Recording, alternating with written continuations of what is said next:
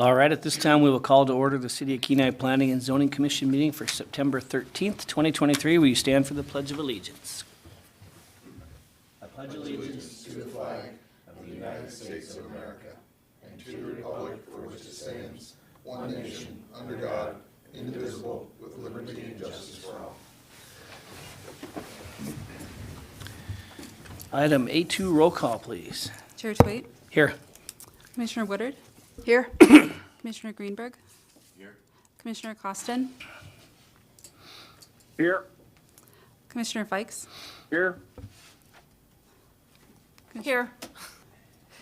Vice Chair Halsted, Present. Commissioner Glendenning. Here. You have a quorum. All right, item A3, do I have a motion to approve the agenda and the consent agenda? Vice Chair Halsted. I move we approve the agenda and consent agenda with additional lay-down materials. Second. All right, and we will just highlight that lay-down material. It's a email from Jeff DeLifka regarding Resolution PZ 2023-17. Okay, will you read the consent agenda into the record, please? You have approval of minutes, regular meeting of August 23rd, 2023, and new business action approval requesting an excused absence for the August 23rd, 2023 regular meeting from Commissioner Fikes, and that is your consent agenda. All right, we have a motion and a second. Any objection to approving the consent agenda and the agenda as amended? Seeing none, they are approved. On item C, scheduled public comment, we have none. Item D, unscheduled public comment. I don't see anybody out. Oh, maybe we do. If anyone on Zoom would like to speak to unscheduled public comment, you can unmute at this time.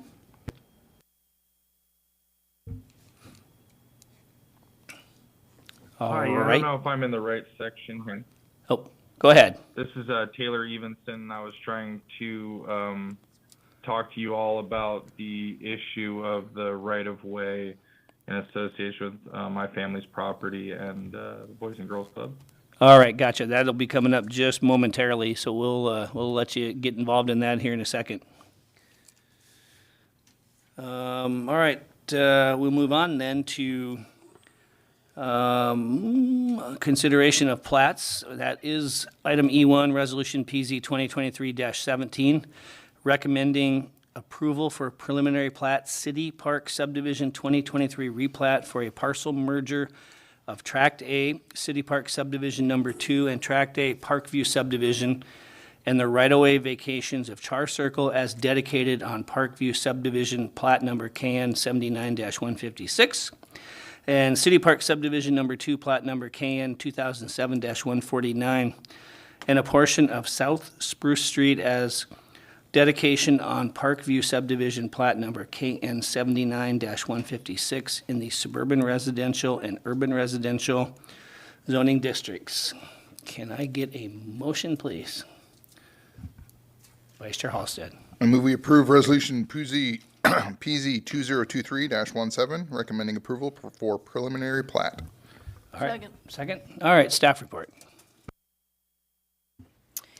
Thank you, Chair Twait, Commissioners, and those who are zooming in. I'm going to make sure maybe my clicker is going to work first before I start talking. It's one of those days. Okay. All right. I make a Sure. motion for a new clicker. This is a new clicker. So, this is a preliminary plat as stated for this, the City Park Subdivision 2023 replat. Can you go to the next slide?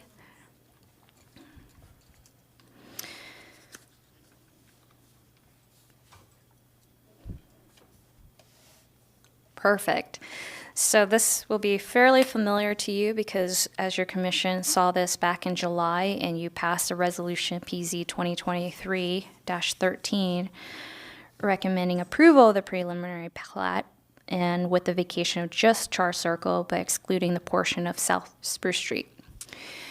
It then went to council and the Evenson brought to council's attention that he wanted more time to work with the Boys and Girls Club, and they did.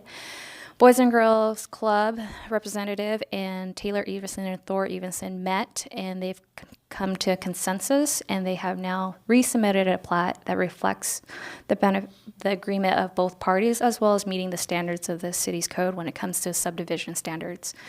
So again, going over it, the current use on the primary parcel of 320 South Spruce is the Boys and Girls office, and to the south 310, I believe, I can't see from there, even with my glasses. To the south of Char Circle is a recently acquired Boys and Girls Club property, and the most southern part is the Evenson's property.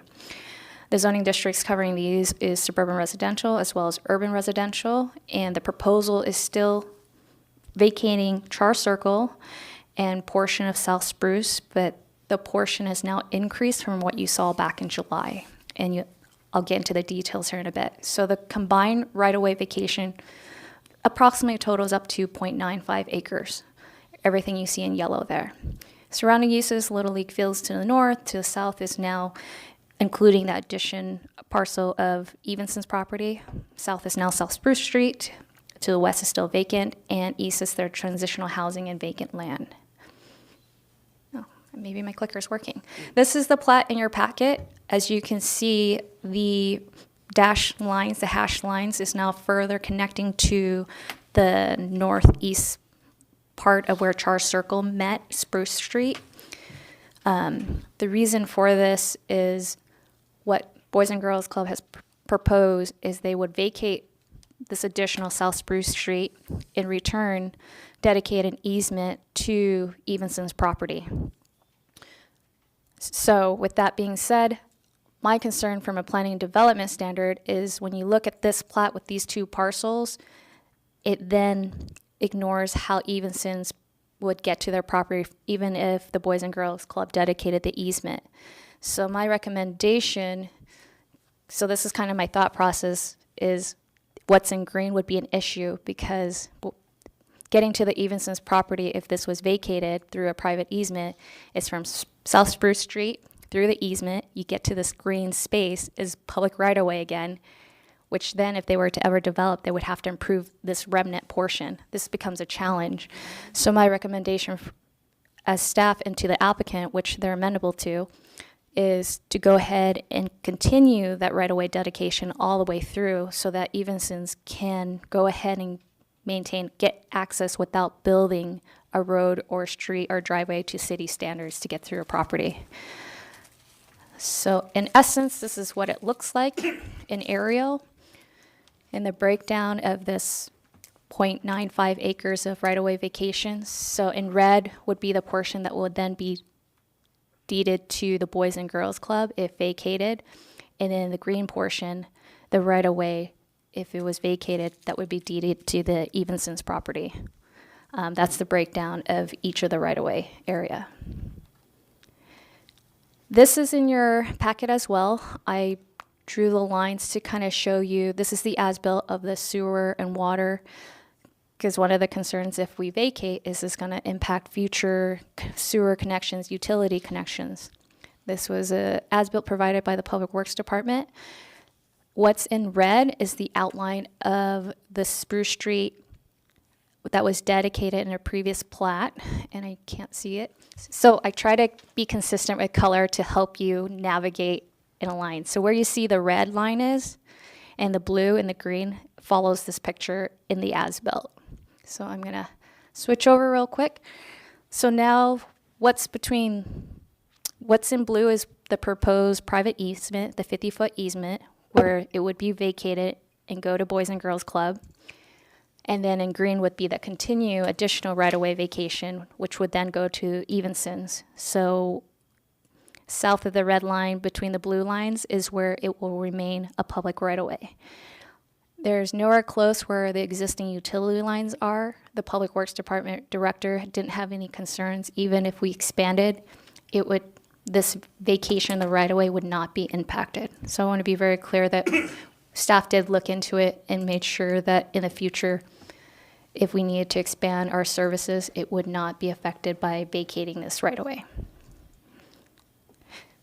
Therefore, in summary, The proposed plat itself and the vacation of the right-of-way still would meet the standards of our subdivision regulations as well as our development requirement table. Therefore, staff is recommending your commission adopt Resolution PZ 2023-17, recommending the approval of it for a parcel merger as well as the right-of-way vacations to the borough, subject to the listed conditions. I did want to go over the conditions, each of them for you. Unfortunately, that's very small in print, but it's in your packet, outlining everything that I've mentioned to ensure that that's going to be carried and conveyed over when the plat is recorded. The first being that this vacated line will be a straight line all the way through, further increasing what they're proposed for the right-of-way vacation, and this is just outlining the exact detail of it. Condition 2 is that Track A, which is the parcels to be merged together, will receive the vacations of what was highlighted in red before, and happy to go back. Condition 3 is revising the plat. This is more housekeeping stuff, but for them to include Evanston's parcel in there so that they can acquire that right-of-way dedication adjacent to them. And the rest is more housekeeping, including their certificate of ownership of the Evanston in there, as well as them acknowledging that they would be acquiring that additional right-of-way vacation. And 6 is the standard of city council must consent to the right-of-way because it is within their purview to make the determination if it's needed for public use, therefore approving the right-of-way vacation or not. And then 7th, making sure that they do execute that 50-foot in width non-exclusive easement, access and utility easement to get from Spruce Street to Thor's or Evanston's property. So this concludes staff's presentation. Happy to answer any questions that your commission may have. We're going to open it up for public testimony first. So at this time, Mr. Evenson, if you want to go ahead and give us any testimony or any thoughts you have on this. Oh, thank you. Yeah, this is Taylor Evenson. My dad, Thor, has kind of appointed me to do this. I think we've already kind of discussed that. You guys have seen the emails. Really appreciate Linda. She's done a really great job of being considerate of our position and the access to our property. It's been great to work with the Boys and Girls Club. I see Jeff's here.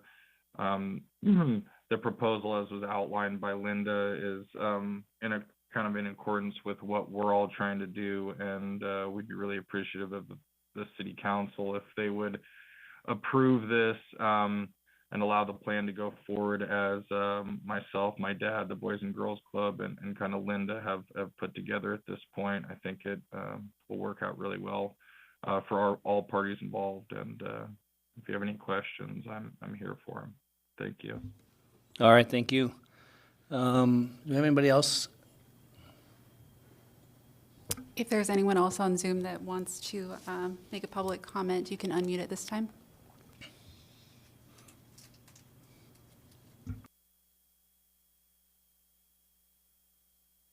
All right. Then we will close the public hearing, but we may have some questions for Mr. Evenson. Commissioner Glendenning. I have a question for the Public Works Director, but I'll wait. All right, anyone have any questions for Mr. Evenson?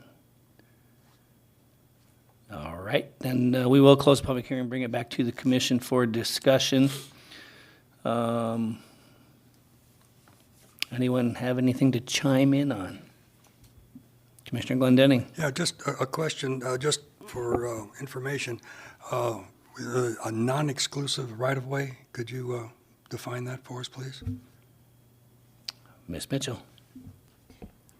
Thank you, Chair Twait, and thank you, Commissioner Glendenning, for that question. Non-exclusive means typically, when you're exclusive, you're saying, hey, you can only use this easement for this use, for this type of use. Non-exclusive ensures that whatever use they're doing on there is open and that they're not going to be limited to using that access, whatever their development is going to be in the future. Is it open to the public also?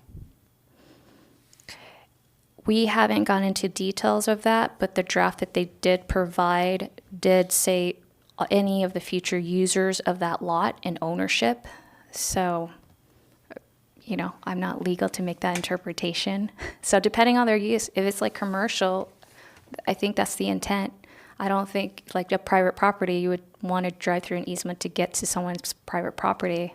So, I mean, we're going to be working with legal once, if council approves it, to ensure that we're making sure of potential issues that may arise in the future. We're going to be working with them on that draft.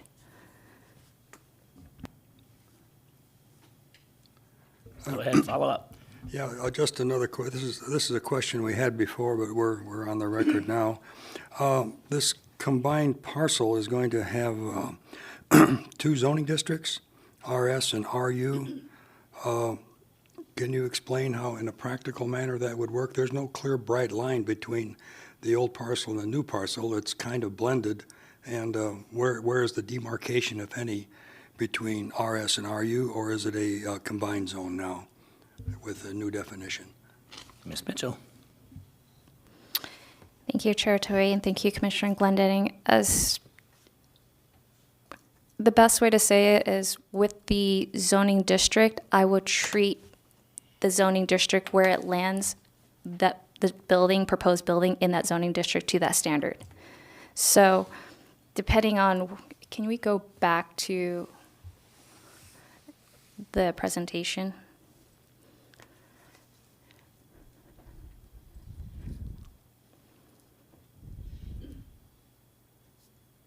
So typically, I would treat it as if, depending on where the zoning line switches, is how I treat a building. So technically, it would be difficult to put a building in the middle between two zones, because how do you meet that? Because you can't meet setbacks. That's the struggle they'll have as developers of that lot. So they will be then restricted to make sure they meet the setbacks of that zoning district, not by the parcel line necessarily. It depends on where the layout is. So there are limitations if they don't change the zoning, but it doesn't mean that they must change the zoning. Are they aware of that?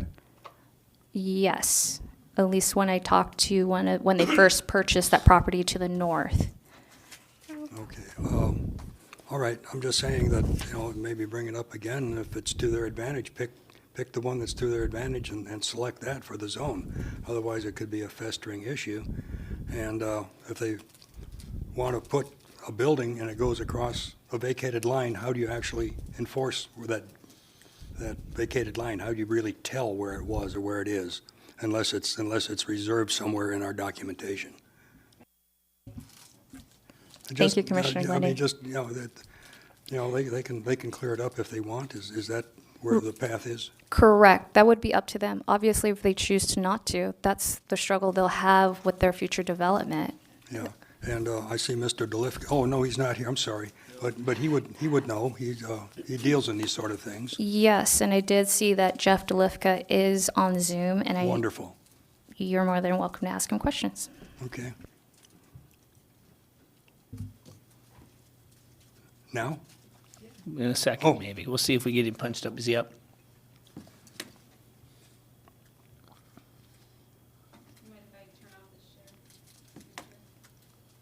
Yes.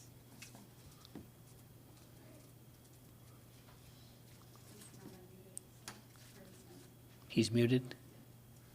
Do you have his phone number? It's here. He can unmute himself? Okay. Mr. DeLifka, if you could unmute yourself, I believe we have a couple of questions for you. Sounds good. All right. Commissioner Glendening. Yeah, thank you. Thank you, Jeff. Mr. Lifka, there's, in one of the whereases here, it calls out a suburban residential and urban residential zoning district, and they would be confining to one or the other zoning district if a building was to be placed somewhere where the vacated line would be, and that would be hard to determine. Is it in your consideration maybe to pick a zone that might be to your advantage and apply to have that changed? I believe that could be done. Question. Thank you. Yeah, that's exactly the plan. We only just recently awarded our bid and got our team, our design phase, the architects. And so now we'll move into kind of locking in our plan, and as soon as we've got the locations and where everything's going to go, that's exactly what's on the docket to kind of consolidate that. Thank you. That would really clean it up. Any more questions? I have one later. You don't want to Well, carry I on mean, yet? I didn't want to, if someone Take else all the had- time? If, I usually do. If someone else wants to speak, that's, All right, let's see if anyone else wants to, and, yep, Commissioner Greenberg. So the easement, it currently isn't on the plat.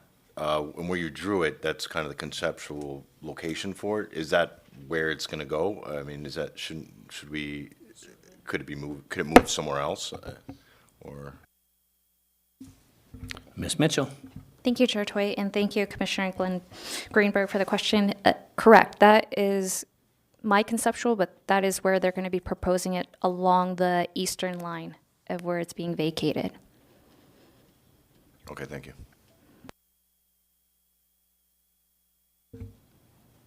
And this might be pushing farther than we need to right now, but so, just so we're clear where the two zones, the different zones are, if I'm correct, is it just the vacated road right away that's on a different zone, or where?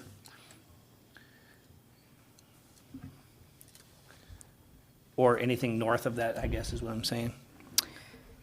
Thank you, Chair Twait. I believe it's split down the Char Circle, but I would probably have to look that up if you give me a minute to pull that up here. But ultimately, when the right-of-way vacation is removed, there's really no setbacks between the middle, the disappeared line, right? Because at the end, I don't ask you for setbacks in the middle of your lot. The only how I apply the setbacks is probably the street side, the exterior lot lines of the merged parcel. So while this existing Char Circle, if it disappears, there are really no setbacks in the middle of a lot, just like any existing property. I don't have setbacks applied in the middle of a one parcel. How this would be affected is, while they may have two zoning districts, their side yard may be different from the north and to the south side of the parcel, and to the rear and to the street side. It's dual. There are parcels that typically have two zoning districts, so that is how it would be applied, is what I'm sharing with you. But it sounds like that probably won't be an issue if they move forward with rezoning anyway, so. Correct. Okay, yep. All right, anybody else? Back to you, Mr. Glendenning. yeah, just one more question. I'm looking at the whereases, and it says city and water sewer lines are available. Is it boys and girls' intent to hook up to a city water and sewer when they have their big facility built? Mr. DeLifka. Yes. That was a yes, I believe, correct? Most excellent. I'm getting good responses. I'm going to shut up. All right, any other discussion? Commissioner Greenberg. Yeah, I just want to say, I mean, the last time this showed up for us to review, there was really only one side to that right-of-way that we were seeing, and now we're seeing both sides, so I think it's a good, I think it was a good process, and I'm glad that this is addressing the needs of all of the folks that need that access. Very good, I agree. Anyone else? Commissioner Fikes? Just like to say thanks to staff and Linda as well for vetting out, like you say, all of the parties involved and all their needs that seems to be have been addressed or potentially in the future as well. So there's a great deal of research and attention to detail. So thank you very much. Makes it easier for us. Mr. Costin, anything to add? Are you ready to vote? I have nothing to add. All right, thank you. Nothing to add. All right, and I don't see any other discussion, so I think we are ready to call for the roll, please. Commissioner Fikes? Yes. Chair Tweet? Yes. Commissioner Costin? Yes? Vice Chair Halsted? Yes. Yes. Commissioner Greenberg? Yes? Commissioner Glendenning? Yes. Commissioner Woodard? Yes. Motion passes. All right. Thank you, Mr. Evenson and Mr. DeLifka, for participating. Under F, public hearings, and G, unfinished business, we have none. Under item H was handled through the consent agenda, takes us to item I, reports. I1 is city council. Vice Mayor Baisden. Thank you, Chair Twade. I don't have a whole lot to share. I think we do have an upcoming event that may be of interest. If you haven't received it yet, you probably will. September 25th, the Bluff Erosion Project signing is going to take place. Staff is working on details right now in administration. It looks like the reason why it's going to be September 25th is the Assistant Secretary of the Army for Civil Works is going to be here. So be a big deal. So looks like that's going to take place then. So I'm sure you'll see some times on that. And I guess just to give you a heads up, we will be introducing the marijuana issue dealing with drive-through windows, and I'm sure you'll probably see something back here in the near future on that from City Council. Any questions? All right, we'll move on to item I2, Borough Planning. Commissioner Fikes. Yes, we had a brief meeting as well on Monday, the 11th. Let me see where my notes are. I think we had street namings. We had 3 of them come before us. One was in the Bear Creek area in Seward, and that seemed to be the one that generated the most discussion. There was a alleyway that was going to be renamed that would impact 2 property owners, and so then there was discussion of once it went across the main roadway to the other side, if that would impact any future development lot owners, if they changed the name, and it was agreed it wouldn't, and so the parties that petitioned for the application threw out some suggestions, and so we were able to resolve that with the suggestions that were provided and ultimately renamed those alleyways for the applicants. And then we had another one for a renaming of a public access easement in the Happy Valley area. And there was no real discussion on that one, and so that one was proposed and approved. And the same thing occurred in the Coho area. There was a renaming of a private road, and that one was ultimately approved as well.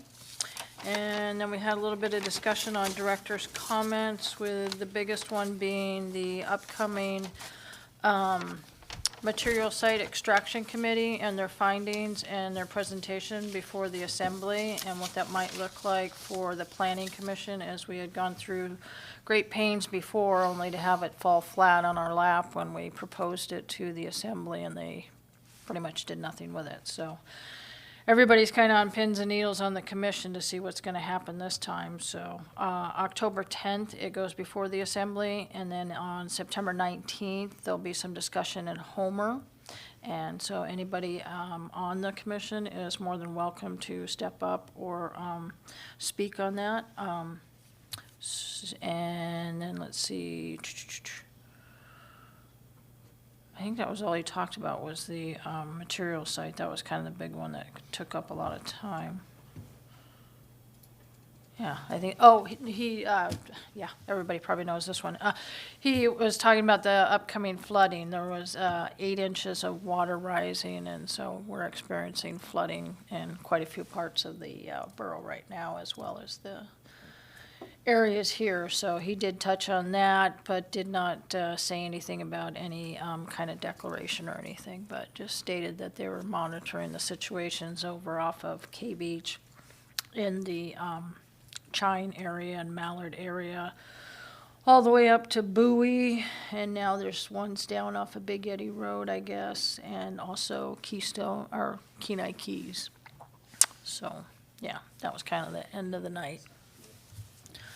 That's all I have.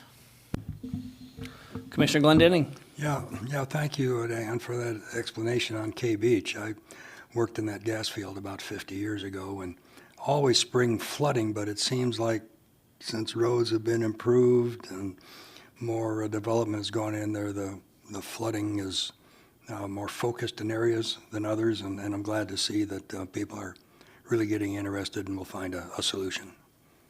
Yeah, it's widespread and it's a continual issue. He discussed there was at least 12 property owners that he was aware of that have been impacted for over 12 months.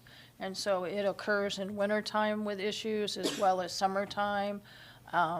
He didn't go so far as to say if anybody has had to walk away from their property, if you will, but he did say, you know, this is an ongoing and not just like a 30, 90-day type thing. This is, you know, people have looked into one homeowner, he said, went to the expense of excavating and bringing in gravel and compacting and digging trenches and redirecting water. There was a 6-inch culvert that it was discussed to possibly increase it to a 6-foot culvert and divert it from where a beaver dam had blocked things up. So it is good because, yes, there's a lot more eyes on it than it was just like this little pocket area. And like I say, they've got the Corps of Engineers, they got the DEC, they got the borough. So unfortunately, it's taken a year, but at least hopefully something will be resolved there. They do actively have pumps out there. The borough is actively participating in getting the water off of the roadway at least. So that much he did share. Anyone else? All right, thank you. Item I3, Administration. Planning Director Mitchell. Thank you, Chair Twait. Before I start, I'm going to read a statement from the clerk's office. City of Kenai is now accepting applications for student representatives to serve on various city commissions and committees, including the City Council, Planning and Zoning Commission, Airport Commission, Harbor Commission, Beautification Committee, and Council on Aging. This is a unique opportunity for our local students to actively engage with the city government, contribute to our community's development, and gain valuable experience and public service. Qualifications for interested candidates include A, must be a junior or senior in good standing at a school within the Kenai city limits. B, residency requirements are as follow. 1, City Council student representatives must reside within the Kenai city limits.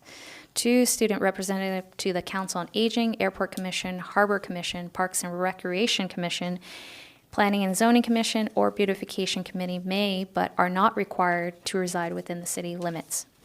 And C, preference will be given to students who are active members of a school leadership group or student council. So if you know of any students who meet these qualifications and are interested in making a difference in their community, please encourage them to request an application from their school's administrator. Any questions on that? All right. Just giving you a few updates. The second admin part-time position, I conducted the interviews this week. I will be conducting a second interview to ensure that they actually have the experience that they say they do. So making it a little bit more challenging. I want to be confident in my decision moving forward. So second round will be next week. Next week is the Planners Conference. Commissioner Woodard and I will be going there in Anchorage. So we will be there starting Tuesday all the way through Friday. So I'm excited for that. As you may know, that we started, the city approved a contract to get a consultant for the waterfront rezone. I've been working with Max Bess on it. He has been on a hunting trip this week and also next week, so it delays some things on our end, but we are working towards the waterfront rezone and what that looks like. Questions? Yes, please. Yeah, on the program you're working with Mr. Best, there'll be public comment available, right? And work sessions maybe, and okay. Most definitely. A right. good chunk of the outline of Mr. Best's work is coming to terms with this conceptual of reflecting what was approved in the waterfront reassessment revitalization study, and probably doing multiple rounds of open house work sessions to ensure that we're getting the feedback that we're getting, and we are working to make contact with all the property owners down there to let them know what we're doing and start having those conversations and hopefully getting their buy-ins and their support in this rezone. There's excitement and trepidation also. Thank you. My other thing is I'm actually going to be starting to attend airport commissions since I do manage lands and leases. And so it would be important for me to keep them up to date with all of the things that's going on, whether it's lease assignment, amendments, or buildings within that. Mostly I'm doing permitting, so I know what's going in and out of the area within the airport. I have been working closely with the interim airport manager and trying to build rapport with other commissions as well and where my involvement is. Did you have another questions, Commissioner Kennedy? Okay. No, just say, Jay, good on you, because there's commercial property available, on the road that leads the back way to Nikiski, and maybe we can leverage some of that too, and I know that's in your view, so thank you for doing that. Yeah, you bet. I'm trying to clean up a lot of the stuff, like our GIS right now. The airport land leases is very outdated. Even our pamphlet was from 2021. So I'm working with them to update it and really give people the right information, the current information, so that if they're really interested, they're not going around thinking something's available when it's not. So it's on my radar. Just following up on one of your questions that you had in the last meeting, Commissioner Glendenning, about the storefront and streetscape improvement grant. I haven't had a chance to check in with city manager in regards to eligibility. So just know that our city manager was out on hunting leave for the last 2 weeks and he's just back in the office, but I will get back to you on that one. A little bit update on code enforcement. I've been getting a lot of complaints of chickens off Birch Street. People had the misunderstanding of reading an article from the Clarion when it first came out, the proposal of an amendment allowing 12 chickens in city limit. They never followed up with it. So fortunately, I've been out in that street letting people know, because on Birch, most of the lots do not meet the minimum 20,000 in the RS zone. So figured I'd share it now, and if anyone's listening, that they become aware of it. I thought maybe to best save my time, I might do a postcard along that whole neighborhood to eliminate myself and animal control, because every time that happens, I do go with animal control officer, because setbacks and zoning is my purview, and I don't expect her to tell people what their zoning and what their minimum lot size and the standards are. So, and then my other big focus of code enforcement are abandoned vehicles in the city limit. I've received a lot of angry complaints about why some abandoned vehicles in city property right-of-ways take so long to get towed. So I want to share with you, if anyone ever asks the question, is because hasn't been a quick process. Usually it's police department that gets the notification or the complaint. They do their best to make contact with the registered owner and let them know, hey, you got to remove it. And sometimes it takes a couple months, because sometimes they get informed that they need to remove it and they move it down the street. And so PD is making constant contact.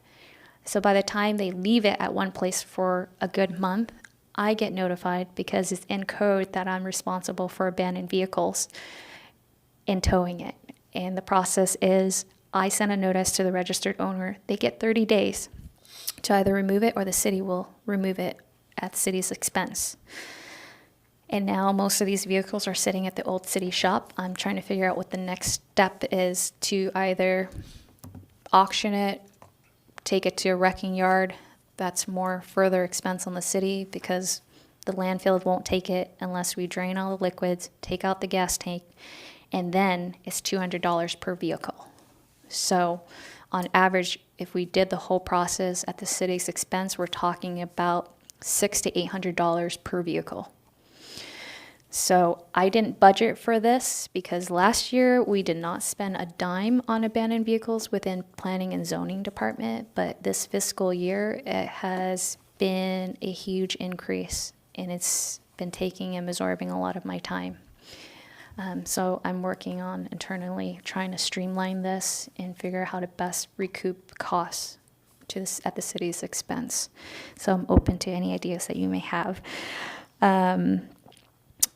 And I really appreciate your time, and I apologize that was only one item this week. At council, it has to go back to council, and at council it was decided that it would go at this meeting for them to look at it again next week. So I'm trying to make the agendas full, but sometimes people don't submit their application even though they said they would. With that being said, with my limited staff and time, and I have big amendments, hazard mitigation plan, comp plan update, waterfront rezone, still I need to come back to you with a draft amendment to accessory structures because of building code update. And then wanting to do abbreviated plat, the quick process of plats for, lot mergers, consolidations of 4 lots or less. These are time-consuming amendments.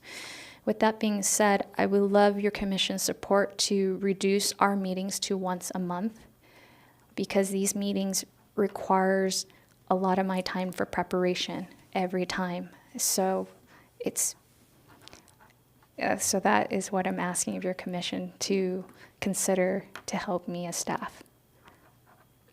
That's all I have. Is that something that we can do, or do we have to go to the assembly on that? Go ahead. I believe it would have to go back to council, but I think with your recommendation, I'm obviously happy to bring that forth to council. I'm just being realistic with my workload. I have admin assistants who I need to train who don't have background in planning and zoning, and I'm spending a lot of time with Max because I'm running that. So something has to give and give me more time to do these things, to fix a lot of the things. And I'm just getting to my 1-year mark this Saturday. So, and I've been doing it really by myself this last year. So if we went to just a one meeting, would we be looking at a packed one where it's an all-nighter kind of thing, or is it just gonna be? I think we'd have to wait and see what that looked like. I mean, I would suggest if we do go down that road, that we would make it the second Wednesday of the month, because the last one, especially around Thanksgiving and Christmas time, end up falling on a canceling, for right close to the holidays. So, so that would be my thoughts on that. And then I guess it's just a matter of, sometimes plats and things of that seem to take forever to get all the way through the process at the borough. That would be the only thing I think that could be much of a deal, but this would be a good time of the year to start giving it a run, I would think, for sure, and see how it goes. Anyone else? No, we just wait and see what happens. Of course, the public process is important, and in time, you'd be, up and running more efficient, but I get what you're saying. And, maybe there's some things you can do administratively too that wouldn't require a whole workup of a schedule item, just, simple vacations or simple plats or something like that, and just read it as a consent thing, and if it's a hiccup, well, we'll take it up. But I think there's a way. I know you're efficient with your time. My point of view is just, that the public process, sometimes people don't understand if they miss a deadline for that one meeting a month and they have to wait, some more time. And I am really frustrated at the borough.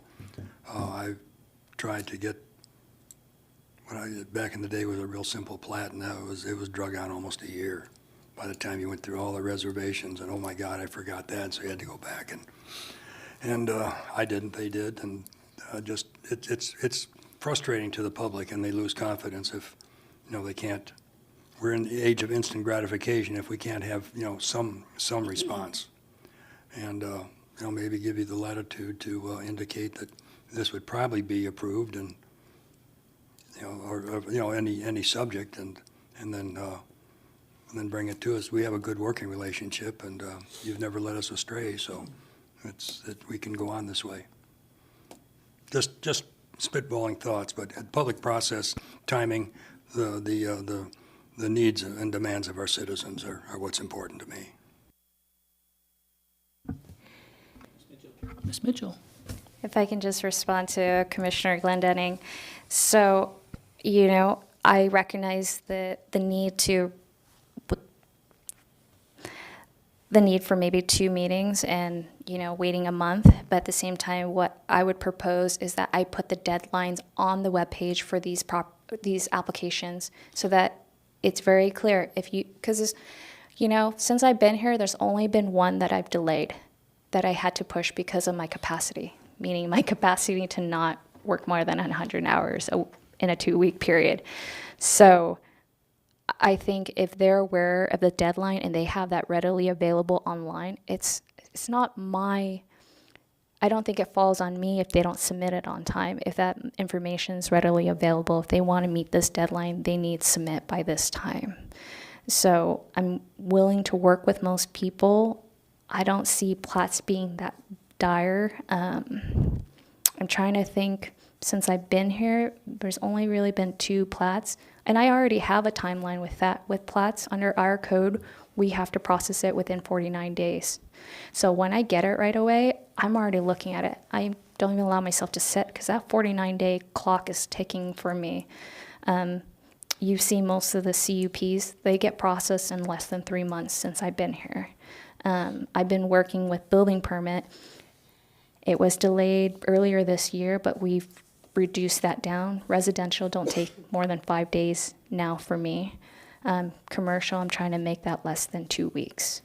So I can assure you that preparing for commission meeting takes more time away from the stuff that I need to really focus on. I don't think the public would have a concern, to be honest with you. And if you're receiving that response, I would love to know why, and I'm happy to adjust and see how I can make it work. Yeah, and your point's well taken, and it could be, there's maybe a seasonal push, seasonal demand, like in the spring of the year where everybody's all ready to go with their projects and projects stack up, but you'd be the judge of that. And, I'm inclined to, agree. We just, the devil's in the details, and I think we worked a lot of them out right now. Commissioner Fikes, would you have something? Oh, and just echoing what Director Linda said, I really see a change in the way that the commission's moving forward and the administration since you've been on board. There's been a whole lot of streamlining and attention to detail that just wasn't here before. And so if your needs are to have more time to focus on your department and to accomplish the needs of the public and the residents, I'm all for that. If that means, 1 meeting. I hear what Commissioner Glendenning's saying, the voice of the people is important and their opportunity to testimony and stuff is definitely worthy. But if it's getting bogged down in the details of getting to the commission, I'm okay with 1 meeting. Vice Chair Halstead. I would agree, kind of what's already been said. Another option, I've got 2 options. The first being in my day job, we do have a seasonal time where, we're at the end of our season where we actually have seasonal employees that we let go. So perhaps for the winter season when there's not so much construction, so much new clearing going on, zoning, perhaps maybe if we just did it that way, and then in the summer we could pick it back up into a two meeting if that need arised. But yeah, maybe make it into a seasonal 2-month thing in the summer, 1 or whatever. The other option would be, and it would probably save some time too, is if we just disconnected Jim's microphone at the end and both options viable. Is that a motion? I second. So, all right, well, I was going to make a comment earlier regarding the chicken thing and the education to get that out there. I was going to suggest that we have 4 candidates that are going to go door knocking. We should give them a bunch of packets and make them responsible to educate everyone that they talk to. Absolutely. I think that's a great idea. So, all right, well, was that all you had then? Yes, that's all I have. So with that being said, if I understood you correctly, if I came back and work with the clerk's office on what is reasonable as an amendment to code to reduce it down to one and give you some options. Because it could be, I don't know if this is possible, where we do once a month and add a meeting as needed. You know, if the demand is there versus, I'm not a fan of I don't think our commission is one that cancels a lot. We always have something, but I just don't like bringing you here when there's only one item. And if I work on the amendment to do abbreviated plat, that would reduce a lot of the plats. So, you know, I just need time to draft that. So, yeah, thank you. All right, we will move on then to additional public comments. No? All right. Next meeting, the 27th, and I'm assuming we know that Mr. Costin will still be gone. Mr. Halsted as well. Okay. I will just be returning, so I will be here. I didn't time my trip very well. All right, commissioners' comments and questions. Commissioner Glendenning. Thank you, Chairman Twait. Next meeting is what, is that the 27th or the Wednesday? Yeah, I probably won't be here in person. I'll be, at best, call in or something like that.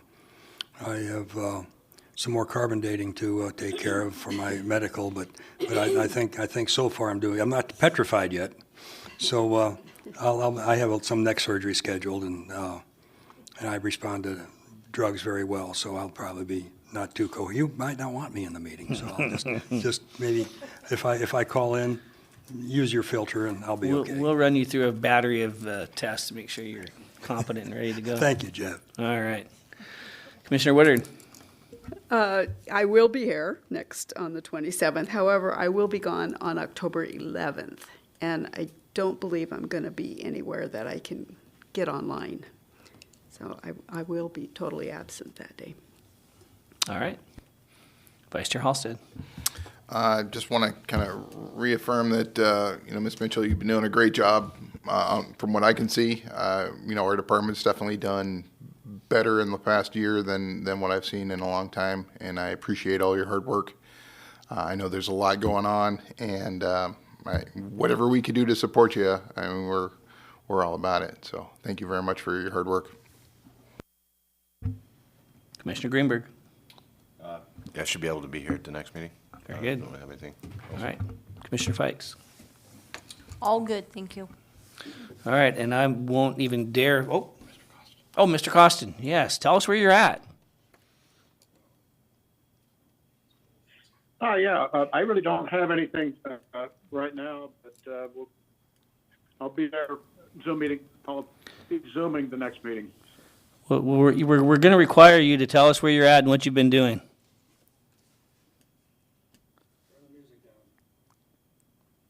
Well, let's see, Yellowstone and a few areas in Utah, and do a little more in Utah and Arizona, and then head out to the Northeast, see the colors.